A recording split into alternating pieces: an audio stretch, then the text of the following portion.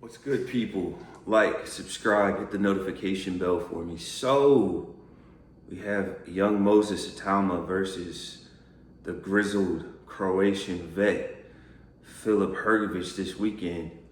And I have to say, man, I'm really excited about this fight. I don't get too excited for a lot of fights, hence why this isn't kind of a daily coverage news channel.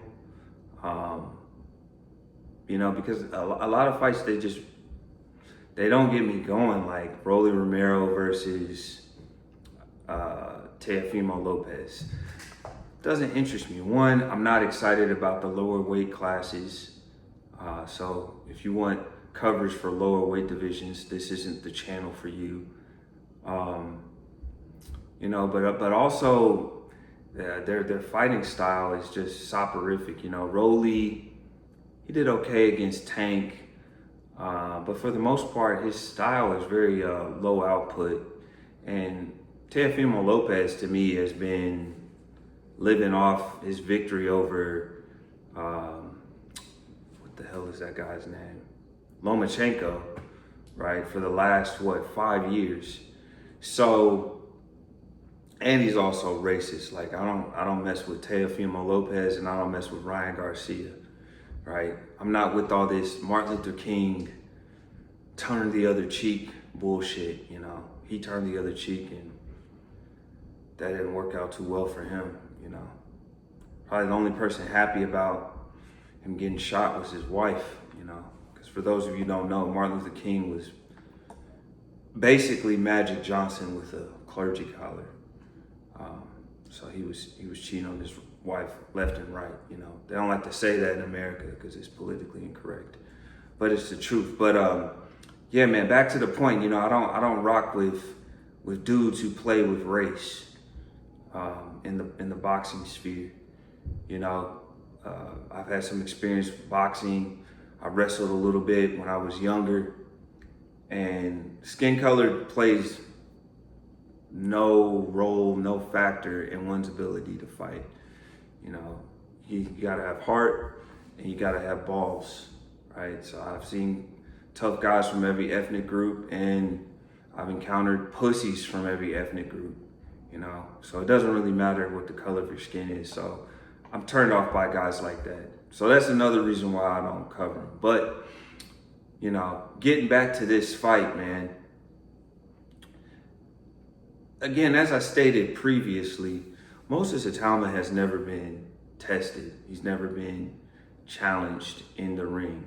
He's never had a moment where he encountered any real adversity, right?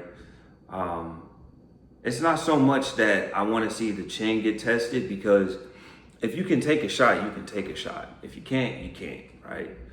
We've seen guys, though, who don't have the greatest chins still have success in the sport, right? Joe Calzaghe, he got dropped a few times, still got up to win fights.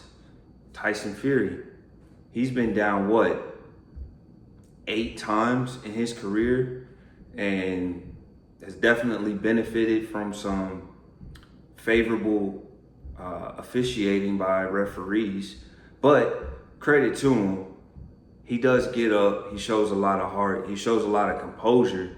And until he fought Usyk, he was always able to kind of, pull a rabbit out of the hat and get the victory.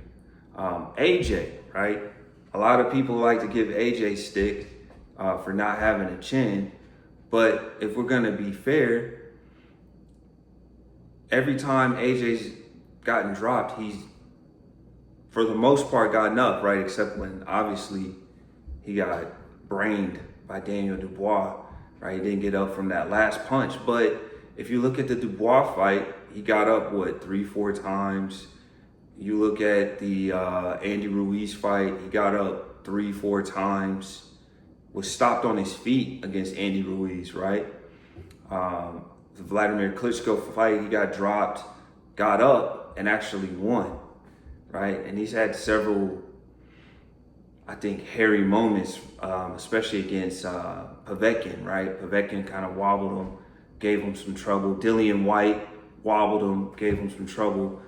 But so even though AJ may not have the best punch resistance, he has always shown a willingness to get back in there. Now, sometimes the plan goes out the window and he can kind of panic, but I'll give him credit for not looking for a way out, right? You look at Ryan Garcia looks for a way out.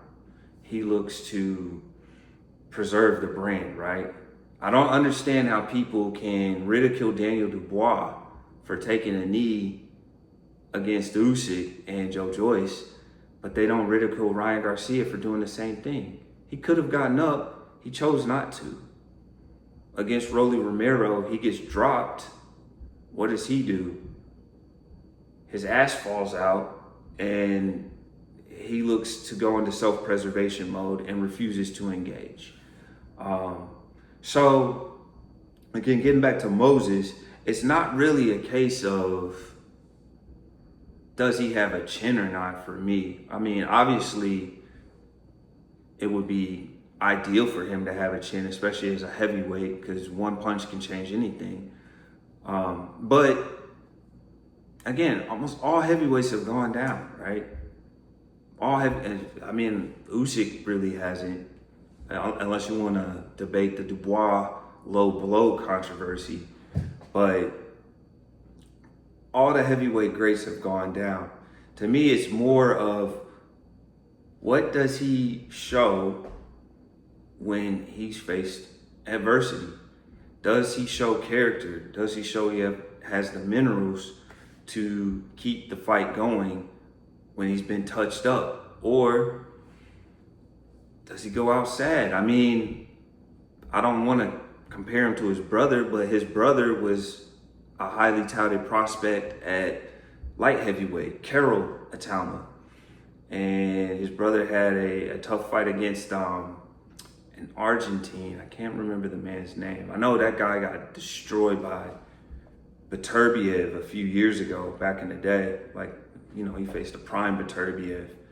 But the Argentine guy wasn't anything special. He was just a seasoned vet.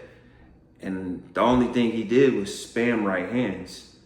And Filip Itauma is also a southpaw like his brother.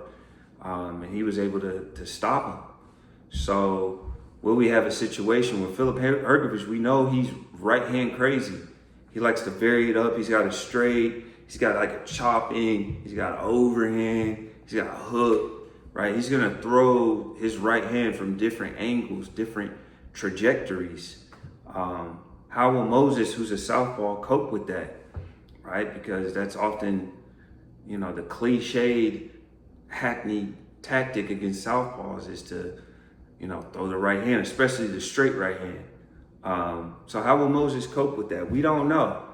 So it's not a case of whether or not he's chinny or not, right? Amir Khan, the chinniest fighter in history, had a great career. Hall of Fame career, in my opinion. So we want to see him deal with adversity. Hrgovic is right to bring that up, even though I'll say I believe Filip Hrgovic quit against Daniel Dubois, right? I'm kind of sick of people using the headbutts as an excuse. Like, Filip Hrgovic hits people in the back of the head, right? He landed a few shots, a few rabbit punches on Dubois in their fight. He rabbit punched Dempsey McKean. So let's not give excuses for Hrgovic, who is extremely cocky, extremely hubristic in the build-up to his fight with Daniel Dubois, where he basically referred to Dubois as a boy who wasn't in his league, right? He kept bringing up the fact that he beat up Dubois in sparring. Apparently Dubois had to go to the hospital after sparring when they were younger.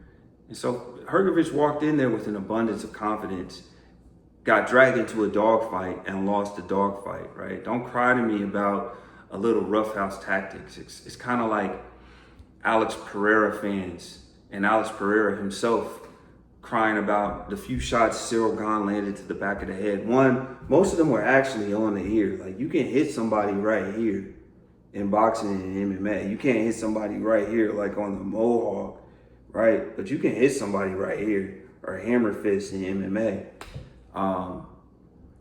But don't cry about that stuff, man. Like, you lost. The fact of the matter is, you lost. Like, were Filip Hrgovic's cuts as bad as Amanda Serrano's were against Katie Taylor, Tyson Fury's against Otto Wallin, Vitaly Klitschko's against Lennox Lewis? They were either just as bad, but they weren't worse. And all of those fighters continued or wanted to continue, right? Vitaly Klitschko protested vociferously when the fight was stopped, very passionately. Filip Hrgovic didn't. He seemed relieved that the fight was over. So he's had moments where his character failed him and he didn't show resilience. Now, credit to him, he's been on a nice run against C-level competition. But he's shown that he has a willingness to fight, a willingness to engage. I would say his best performance still to date is against Zhilei Zhang, who is a big puncher, but he's slow. He lacks stamina, lacks footwork, and is vulnerable to the body. So it's a good win, but again, look at what Caballero did. Caballero made light work of Zhang outside of the flash knockdown. He really made light work of him. So it's going to be interesting to see what happens. I'm looking forward to this fight again. I will not be financially raped by the shekel traders who run DAZN. So I will steal it and illegally stream it. And I encourage all of you to do so as well, to protest the rapacious, price gouging, avaricious scumbags who run DAZN, who take advantage of hardcore fans. We have to stand up to this nonsense because it's not fair, right? We all deserve a little entertainment, right? I work 3 jobs. I have all kinds of side hustles. I'm constantly working to make ends meet. I think I deserve to be able to enjoy a boxing match without it being hidden behind this exorbitantly expensive paywall. That's just not fair to fans, like the working class fan base that makes up boxing. It's not fair, it's not right, and it's immoral. And most of these fights aren't pay-per-view. Even this fight coming up, it's an industry fight, right? My mother has no idea who either one of these guys are, right? If I asked her, Mom, do you know who Moses Itauma is? She would have no idea, right? She might say, oh, is that one of those dudes you talk about on your channel? Because she peeks at my channel every now and then. I probably curse too much for her liking, but yeah, it is what it is. But